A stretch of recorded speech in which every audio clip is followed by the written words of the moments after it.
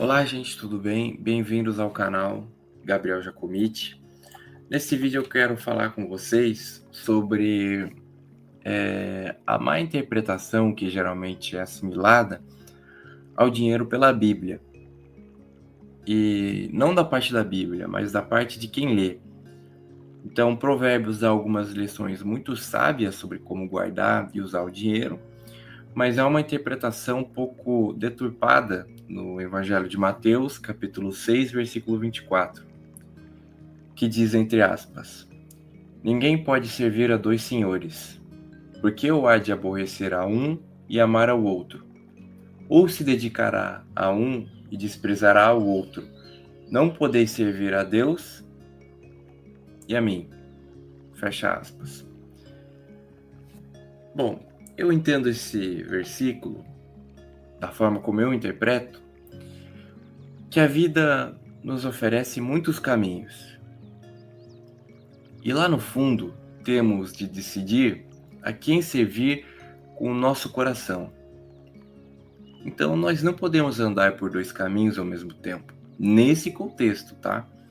Se nós nos entregarmos com todo o nosso ser ao materialismo, a busca incessante pela riqueza e todos aqueles prazeres materiais que a gente já sabe, a gente acaba negligenciando o verdadeiro valor da vida espiritual. Porque a felicidade, ela não está nas posses que nós acumulamos, como muitas pessoas pensam nos dias de hoje. Ela está no amor que nós cultivamos e na luz de Deus que nós carregamos dentro do nosso coração. Então devemos escolher servir ao bem, a nossa fé, o amor incondicional, que não tem barreiras, não tem condições. Se a gente fizer isso verdadeiramente, a vida nos mostrará a verdadeira paz. Que é fato, nós não podemos dividir a nossa lealdade, porque a alma sabe quando nós somos sinceros. Que possamos então ser fiéis a Deus e aos seus ensinamentos. Mas também tem uma outra passagem que está relacionada, que é um pouco meio deturpada, no Evangelho de Mateus, capítulo 19, versículo 21, que diz o seguinte, entre aspas, se queres ser perfeito, vai, vende os teus bens, dá aos pobres e terá um tesouro nos céus. Depois vem e segue-me. Fecha aspas. Bom, na minha visão, claramente aqui, Jesus nos convida a uma transformação verdadeira. Não está só no que fazemos, está naquilo que a gente é. Então, quando ele falou para aquele jovem que ele vendesse tudo que ele tinha, ele não estava falando só de bens materiais. Tanto que tem muitas pessoas que têm bens materiais que não tem nenhum problema. E eu já vou dar um exemplo de quando isso acontece. Ele estava falando das pessoas, nesse versículo, que carregam no coração o peso do apego material ao dinheiro. Então, esses apegos do mundo e ao dinheiro, eles nos afastam do amor puro e da verdadeira fraternidade do serviço ao próximo, que era a mensagem central do Evangelho de Jesus. Então, o jovem ele estava preso ao seu conforto, sua riqueza, e com isso ele não conseguiria, né? Se ele continuasse daquele jeito, ele não ia nunca conseguir enxergar a verdadeira grandeza do amor que Jesus estava oferecendo. Então, o que Jesus pediu para ele foi uma mudança de perspectiva. Ele não estava exigindo que ele despojasse-se de tudo, mas sim que ele se desapegasse do egoísmo, da vaidade, da busca desenfreada por posses, que naquela época era uma coisa, e ainda assim hoje, né, não mudou muita coisa. A gente pode perceber que as pessoas ainda estão com esse sentimento. Então, esses sentimentos, eles na verdade, no fundo da nossa alma, da nossa consciência, ele não nos preenche. Então Jesus, ele nos convida a servir ao próximo, a sermos generosos de espírito, a doar mais do que apenas bens materiais, mas também o nosso amor, a nossa paciência, a nossa compaixão. E quando ele diz que teremos um tesouro nos céus, ele está falando que o verdadeiro tesouro é a paz da consciência, a gratidão e a união com Deus, que se alcançam através do serviço interessado em realmente ajudar ao próximo. Então, aqueles serviços que não estão só com interesse. Eu ajudo você se você me dá uma coisa. Não. É um serviço interessado em ajudar o próximo, o bem-estar do próximo. Então, nesse quesito que ele fala, termina falando de seguir a Jesus, seria seguir esse caminho do desapego material e seguir o caminho do amor, do desprendimento, da luz que ilumina a todos. Não iria só iluminar ele. Aquela, na verdade, foi uma passagem muito necessária para a gente, porque ela carrega valores muito bonitos. Então, não importa o que a gente possa ter, mas o quanto podemos dar de nós mesmos. É no ato de dar que nós nos tornamos mais plenos e nos aproximamos de Deus. Então, que a gente possa viver com o coração livre dos desapegos. Sem ficar com toda aquela coisa de apego, porque a raiz do sofrimento é o apego. E ficarmos abertos ao amor incondicional.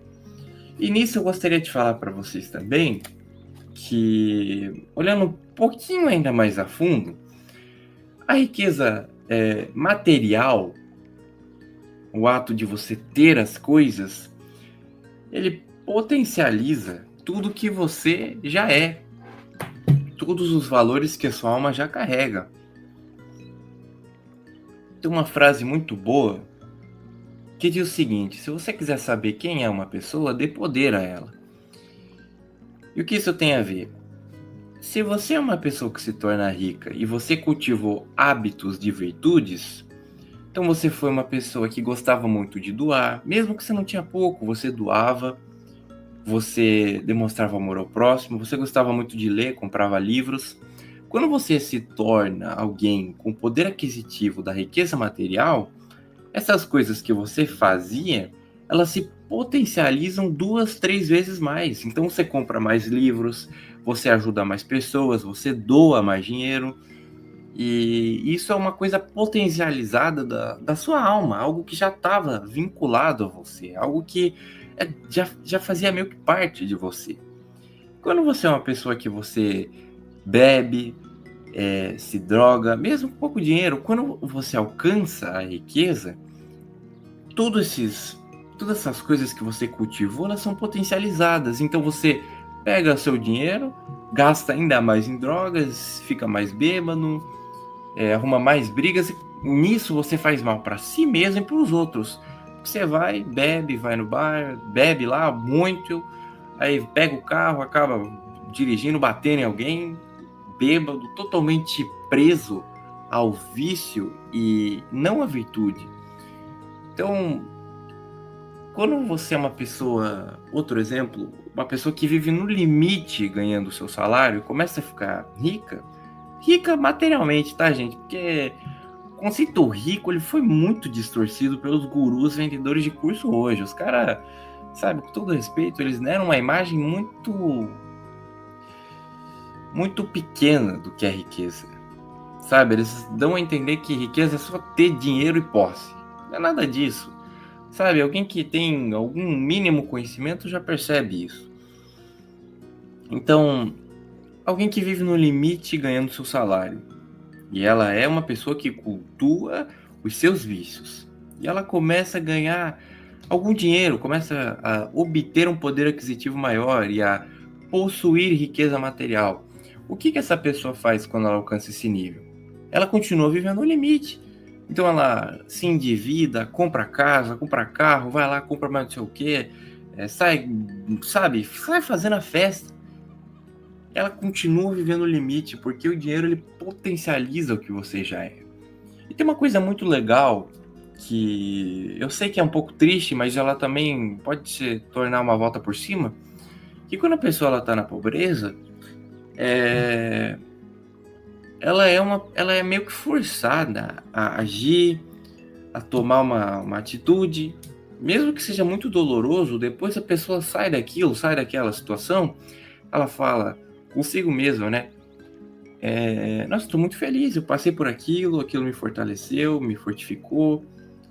Algumas pessoas elas vivem realmente no limite, isso é muito triste, mas elas não desistem, elas sempre estão coração manso, estão trabalhando, estão fazendo trabalho honesto, por mais que de tanta facilidade que tem de entrar em um mundo corrompido aqui no Brasil, o mundo do crime organizado, ainda o pai de família escolhe seguir o caminho bom, escolhe a virtude, ele escolhe, ainda assim, ser compaixoso com as pessoas, exercer a compaixão, ser bondoso, doar um pouquinho de dízimo na igreja,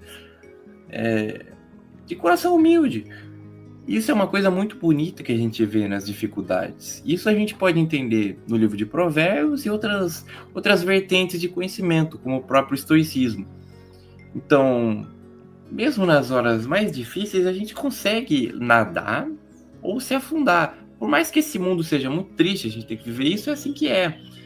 E todo mundo tem essa escolha, sabe? É muito legal as pessoas escolhendo trabalhar, dando o seu bem, o seu máximo, o seu potencial, aprendendo, estudando, se especializando. E eu acho isso muito incrível, eu acho muito admirável no brasileiro, em vários casos. Então essa foi minha reflexão. Eu não acho que Jesus condene, a Bíblia condene o dinheiro. Tem até um versículo que eu gosto muito, que está escrito Provérbios 13:20, que aquele que anda com os sábios será sábio, porém aquele que anda com os tolos acaba mal. Então Jesus não condena você ter dinheiro, mas ele condena você amar o dinheiro, você cobiçar o dinheiro, você ter apego ao dinheiro, porque a riqueza é um estado mental. E muitas pessoas que têm um poder aquisitivo e são grandes empreendedoras, fazem negócios, elas até oferecem emprego para outras pessoas. Como é que ser rico pode ser ruim se o cara oferece emprego, tira as pessoas da miséria? Grande parte das pessoas, claro, não todas, mas isso é maravilhoso. Então Jesus não condena isso. E Jesus sabia, você é um cara com espírito de riqueza. Então doe tudo, eu sei que você vai recuperar. E não seja mais apegado ao dinheiro. Porque quando o cara ele é inteligente, ele tem um estado da riqueza material, ele recupera, ele faz outros negócios, ele corre atrás e recupera tudo de novo. Essa era a lição que Jesus estava tentando passar. Não se apegue aos valores desse mundo, o valor de possuir dinheiro. Isso não é nada. Isso não é nada, isso é só uma moeda criada nessa existência desse plano e nessa vida. Então, essa foi a minha reflexão, minha opinião. Eu quis propagar ela aqui, expor, porque eu estava postando um vídeo no Instagram e vi um pastor pregando sobre isso. Era um piá meio novo, falando que Deus estava condenando as pessoas terem dinheiro. Eu falei, isso é muito engraçado. Deus, com sua infinita sabedoria e conhecimentos que transcendem a sabedoria humana, vai proibir o dinheiro, sabendo que muitos ricos, eles não só... Por exemplo, o Bill Gates ele já falou uma vez que ele é bilionário, ele continua trabalhando porque ele não faz aquilo por dinheiro. Ele faz aquilo porque ele ajuda as pessoas, porque ele tem um propósito maior. Olha, o meu trabalho ele edifica a minha mente. Se eu ficasse parado, eu não ia aguentar. O próprio Bill Gates diz isso no documentário dele na Netflix. Então, essa foi a minha visão. E eu não acho que Deus condene dinheiro ou qualquer coisa assim. Na verdade, tem lições de provérbios ensinando a gente a lidar com o dinheiro, mesmo para pessoas que não têm religião, uma coisa assim, não acreditam em Deus, em qualquer outra crença. O livro de Provérbios é muito bom e ensina sobre isso. Muito obrigado e fiquem com Deus.